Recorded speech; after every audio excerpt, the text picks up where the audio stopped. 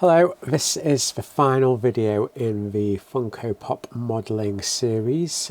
So I've got to the stage where it is now, and I'll just explain a couple of things that are left. So I went ahead and added a watch and a lanyard, and I changed the way that the shirt was being drawn. So instead of it being mirrored, I applied the mirror after I'd textured it all, and then I went back and looked just specifically at these polygons here. So I selected these polygons. What's happening here? I selected the polygons from this shirt, and with that I then remapped just that section. So instead of having just this one piece, I now have a fully mapped section, so it's not symmetrical, so that really helps. I modelled a beard as well, and I did that the same way that I modelled the hair. So for my materials, I just kept them as the texture, and I just made sure they got no specular and turn the roughness up so that they didn't bounce all the light off them. So that's pretty much it for the model. For the surroundings, I have a sort of a really large plane, and that's just a very basic shape, just this shape here, with a subdivision surface modifier on it. So when I add the subdivisions, it becomes sort of smoother, and that creates that infinite plane look for your camera. I've then added some lights, and these lights, they're literally just, if I just go into rendered mode, so this is real-time rendering, so it is quite slow, but this is an area light, and I've created it manually, so I'll just show you how I did that. So make sure you're in object mode, add a mesh, just add a plane. So we'll just do it over here out the way. So we've got a plane, turn that on, you can see it then. So here's my plane. Let me just rotate that around so you can see, and I'll face it away from the character. And to turn it into a light, we're just going to go to the materials, add a new material, and instead of the normal shader, we're going to change the shader to an emission shader. I'll give it a different colour so it'll stand out, so green. And if I go into rendered mode, it doesn't appear as anything's happening. There is a bit of green there, but it's because of the strength. So you might need to turn the strength up to get the effect you want. Yeah, let's turn it really far up. So you might need to really turn it up depending on what you're doing. As you can see, that's quite strong. So let's put it at 50. And you can use this to light your model. You can also scale it as well, and then turn the brightness down to give you different real soft lighting, and that'll look really good in a render. So I'll just get rid of that. So this light here, it's a very slightly off white, and it's got a strength of 18. This one's very slightly blue, and it's got a strength of 7. I have got another few lights hidden. These are just area lights that light up the back here.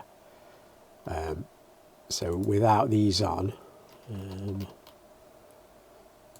it would start getting darker in the background, and it wouldn't look very good in the camera.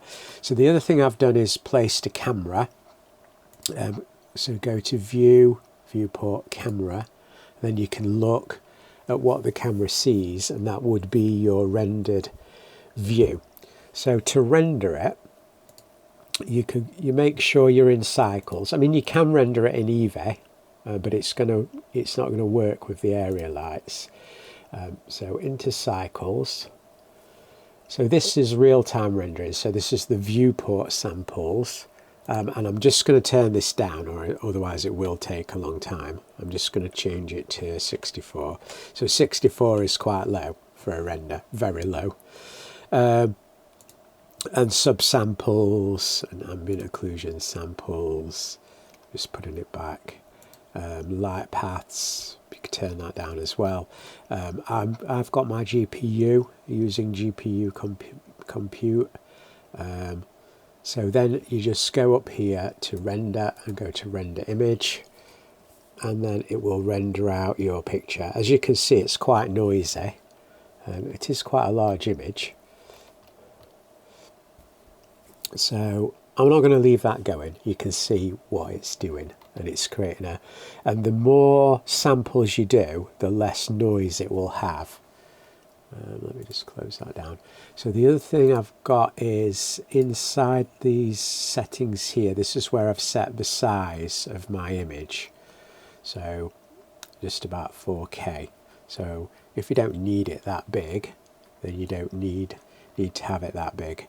I think that is everything you need to know to render out your picture.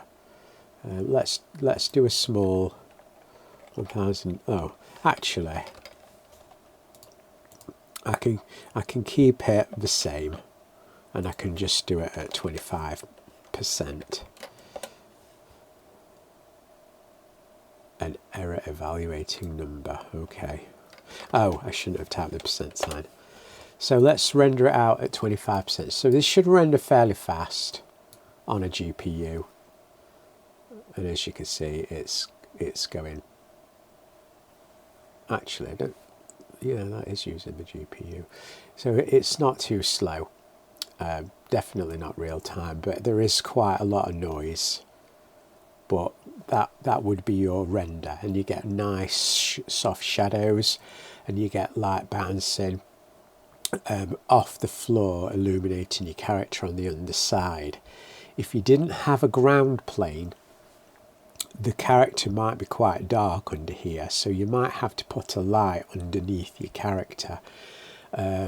I did one with a transparent background, and to light the character from underneath, I did place a floor underneath the character, but I hid it out of the way down so the camera couldn't see it, but it did bounce enough light off to just more evenly light your character. And as you can see, the background here is fairly light, and if I removed all these other lights that are hidden, so I just get rid of them, well, I'll just turn them off, that'll be easier.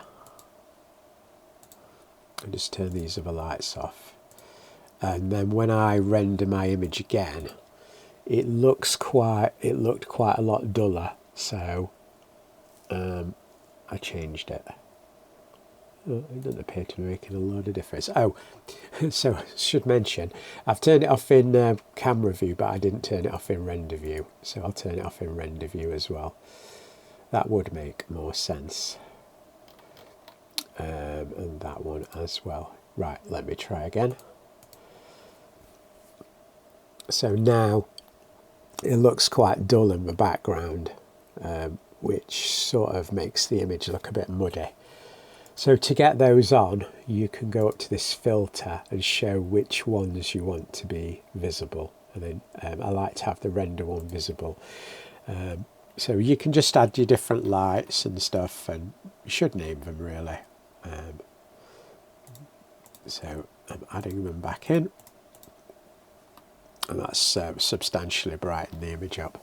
So yeah, that's the completed view of the character, and looking forward to seeing what you've come up with. Okay, and I'll see you later.